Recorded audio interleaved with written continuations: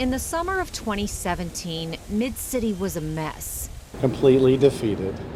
Honestly, it's rain, it's not a hurricane. And I think we're just accustomed to dealing with really poor infrastructure and really poor city management. That was the second time Brian Knighton's business, the Broad Street Theater, flooded. And then this past one, July, was pretty bad. His theater has flooded 5 times. Yes, you heard that right, 5 times. What goes through your mind when that happens? Can we say profanities on television? No, but I can understand. Yeah, it's a nerve-wracking experience. You're constantly watching the weather reports, watching the radars, trying to figure out if it's going to hit here or not. The theater is right across the street from a major sewage and water board pump station. While that pump station has been part of the problem, the other was hiding in plain sight in the Lafitte drainage canal. You could just see from above the greenway, you could see the muck down, and I had no idea how low it went, but it obviously went down pretty far. We're not surprised we found some impediments, but obviously we're a little surprised at the magnitude and the scale of the debris that we found, obviously including the car. We found sofas, mattresses, tires, shopping carts, even trees, all clogging up the city's drainage canals on the east and west banks, and it's nothing new. Major sewage and water board engineering issues solved. Activist Drew Ward pulled a bead-tangled bike out of the Palmetto Canal more than a year ago. He got so frustrated with the lack of maintenance, he started doing it himself.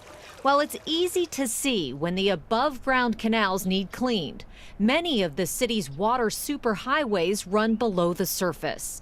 For example, underground canals connect the pump stations on Broad Street, while the Lafitte Canal is partially exposed. I suspect that at least a dozen years before somebody actually looked at this canal itself. 2 years ago, when we did our first down the drain investigation, we requested all the canal cleaning and maintenance records for the first half of 2017. This is what we got. Records showing grass cutting with tractors and weed eaters along the canals. The occasional dump truck mobilized to get some of that debris out.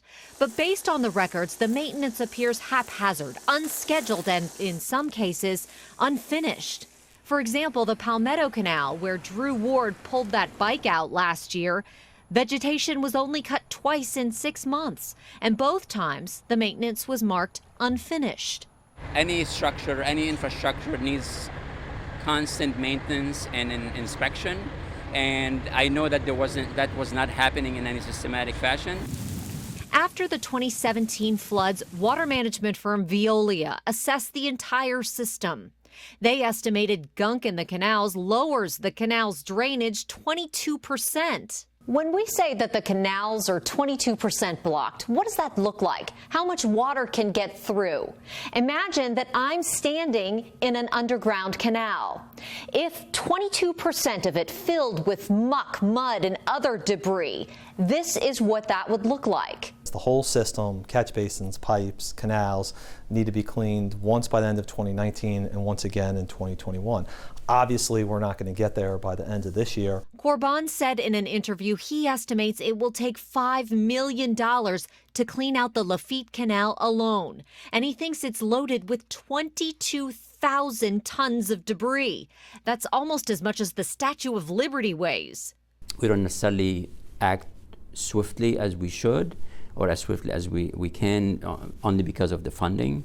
But it's all about priorities. We tackle the worst of the worst. Has this ever made you say, I'm done? No. You're obviously not at that point. Yeah, no. We're here. We're here to stay. As long as people will come see movies, we're here. But a lack of confidence in the city's ability to fight the flooding, as evidenced by the 5 separate times his theater has flooded in 2 years, led Knighton to start flood-proofing his theater. On July 10th, it took on 1.5 feet of water.